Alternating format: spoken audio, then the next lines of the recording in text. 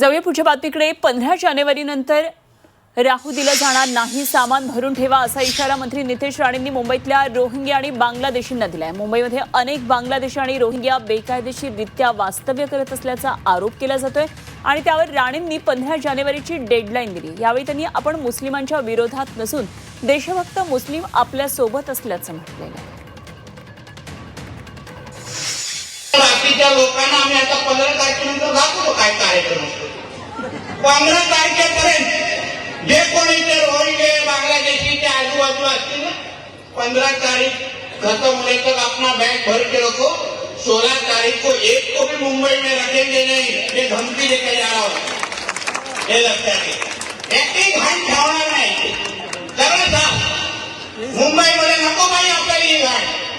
जे काय अधिकार इकडच्या मूळ मुंबईकरांचा आहे, आमच्या हिंदू समाजाचा आहे, आमच्या राष्ट्रभक्त लोकांचा आहे। सगळ्या मुसलमान समाजाच्या विरोधात नाहीये, बिलकुल नाही। आमच्या देशामध्ये जो राष्ट्रभक्त मुसलमान राहतो तो आमच्या बरोबर आहे आणि आमच्या हक्काचा आहे।